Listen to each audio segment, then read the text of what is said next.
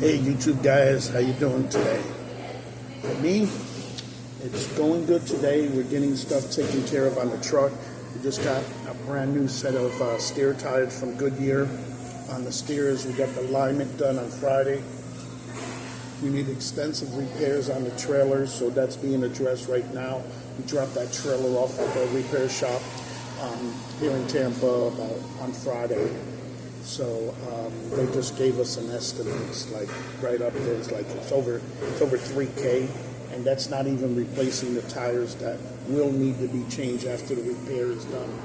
Because we had issues with the brakes not working right back there, and one of the brakes was working too hard, and that kind of did some flat spots on the tire. Something where the slack adjusted. Excuse me. Just finished eating. On some of those were not adjusting properly. It's supposed to be automatic slash adjusters. So like I said, that's all getting addressed. It's over $3K worth of work. Some of the other work that we also had this past month is we had a purchase of a couple tires on the trailer. And bad news is one of those trailer tires is where the problem was with the overworking brakes, so it's got some flat spots. So we're going to need a couple tires back there too.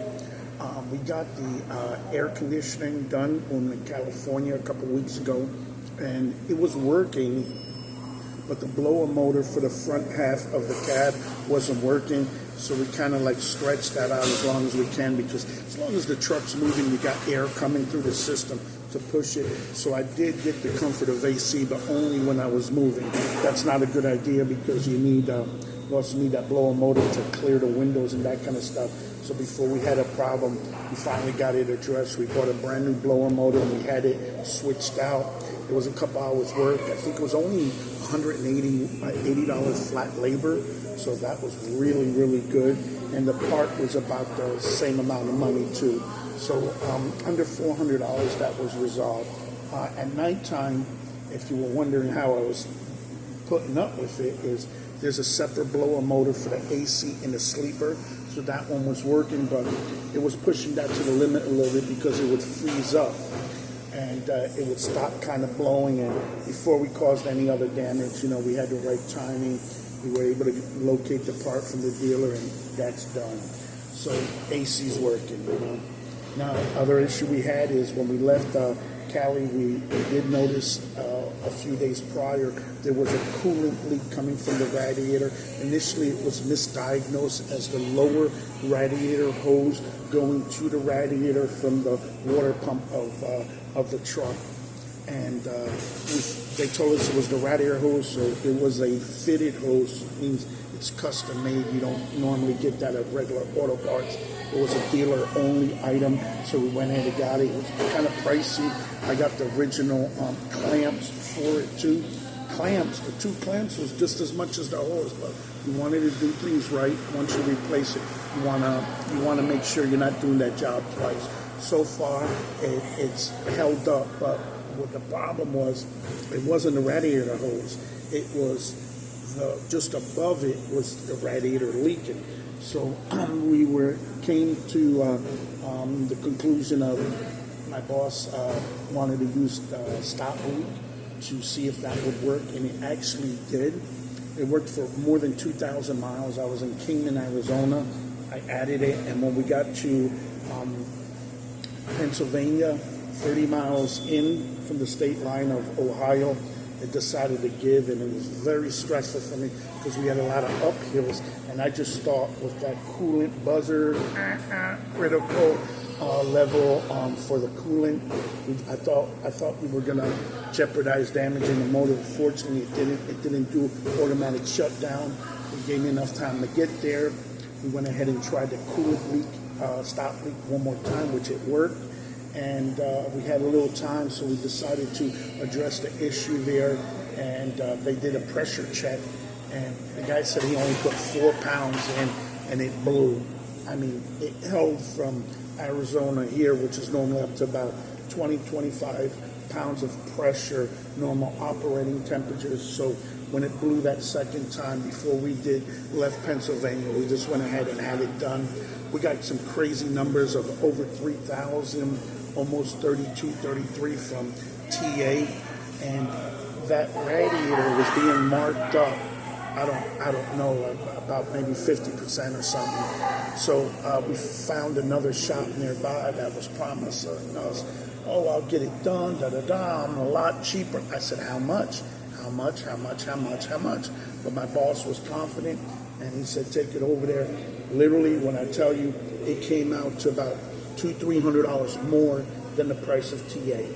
And by then, they have everything apart. They gotcha, And I just knew better. When the guy's flapping his mouth, he's a nice guy and all that, but he was trying to get the business through the door, promising and just saying and stuff. So I was very disappointed. I felt like bamboozled, bait and switch kind of deal. But ultimately, he did get us going that day. The guys worked on it, I don't know, like 4 or 5 hours straight. It took about 3 hours just to get the old radiator out, and then it took less than 2 hours to put it in. They literally used a forklift to lift the old radiator out, but it took a lot of bolts and nuts to crack and get loose enough for that to happen. And long story short, we would charge about $3,400. So again, a couple hundred more than the actual estimate by the TA. Now, the good thing about the TA is they're nationwide, so if we had an issue, it wasn't going to be a problem. So to pay more to one exclusive shop that's giving you a guarantee, how good is the guarantee if you can't make it to the shop? So to me, it definitely wasn't worth it. It wasn't worth the $3,200 that TA wanted to charge, because we had an opportunity to change it for about $22-24 while we were in Cali. But the boss didn't decide to do that, and we tried to fix it that it did work for some amount of time. But, so we went through that. We're going to need some more tires on a trailer, because that trailer issue, it wasn't alignment, because we had the alignment done, and it was checked on Friday, and it was spot on. So just the alignment was off on the truck. So we're getting some brake work done. We're going to pick up some possible good used tires for the back, because they're trailers, and hopefully everything's going to come together. I just, guys that think it's easy money in the truck, it's not. You got to continuously put money into your equipment. Now, if you have brand new equipment, that's a little bit easier, but it's an expensive. You got payments every month, or if you're fortunate, you got it paid off. More power to you. But out here is you have to constantly address preventive maintenance. You got to either put money aside or have access to money when breakdowns come down. Last year we had a water pump issue, but fortunately I made the call to the dealership and we were still under warranty, so they replaced that water pump free of charge. They did it cheap though. What got me was, if you were paying for a new water pump, they were going to sell you the coolant. They were going to sell you a new serpentine belt, because they had to remove the old one. Why would you reinstall the old one? And that's exactly what happened with the dealership. They reused the old coolant. They didn't want to warranty the coolant, so that's why they did. And that part, even if they would have charged us for the part, they had to remove the old one. So it made all the sense in the world to replace that belt. It's only got a certain amount of life, and at that time we had about close to 400,000 miles on a truck, or the high 300s. So it was a good, to change it. But see, that's what gets me about dealership work. If it was on your dime and it wasn't in warranty, believe me, they would have added that into the quote to make the bill more. But when it's under warranty, they do shit as cheap as possible. It's the truth. I've experienced. I don't know if your guys' opinion, if you experienced it well. But I had a little thunder going on over there, so we got some more rain coming on down. But we're getting through. We're finally seeing light at the end of the tunnel.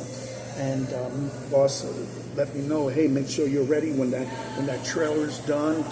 We got to start turning the wheels to make him the money to pay for all this stuff. So I'm a little pressed now. I got a few things I'd like to go ahead and do. So I'm going to try to enjoy the rest of the time off. I'm figuring I got a good at least day and a half to possibly 2 days. I do have another issue on the truck with the headlight that I need to get that addressed.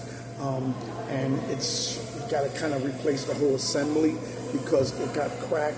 I had an incident where a deer got hit One of the saddest of the day, it was too dark. I didn't want to ask too many questions. He stopped. I couldn't find him, so I hope he was okay.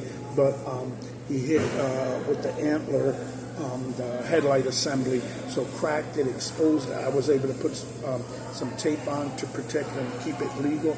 And I have issues with the turn signal not working on it, so we got to get that addressed. Other than that, just trying to enjoy the time, and you know, you feel like a fireman sometimes. Hurry up and wait, you know. And that's it. I hope you guys are having a great day. And by chance, in case you're not aware, this week, starting the 24th through 30th, they're enforcing nationwide safety blitz on all commercial vehicle trucks nationwide. So it's going to be a joint venture, but probably state police, DOT, commercial motor vehicle enforcement too, depending which state. I don't know what brand of DOT patrol or enforcement, but just be prepared. They're going to probably pull you in on the weight stations, you know, and if you get that pre-pass, they're going to check the history of your company. And if you haven't been DOT'd in a while, I'm telling you, expect it. So that's part of the reason we're getting our stuff done now. We had a little question mark, and you know, the safety, we're going to go ahead and get it done. It's stopping the truck from moving. I ain't make money because I get paid by the miles, but we're putting money into the truck, so ultimately it's going to be safer, and we're going to avoid an accident, ticket, violation, DOT shutdown, and affecting our CSA score. So got to get it done. Other than that, be safe. Again, they're in full enforcement. It's going to be a week. It could be a couple of days longer or shorter, depending how many tickets they write out. I wonder if they're going to also enforce that if you speak English, recent law that's been on the books but being enforced too. So guys, be real careful. You know, I don't like to give bad advice and stuff. If you're falling a little bit in shortage of your American proficiency in speaking English, you might want to take a couple days off. Guys, we need you out there doing loads, because we're all together getting loads makes it better for everybody. So no envy or nothing.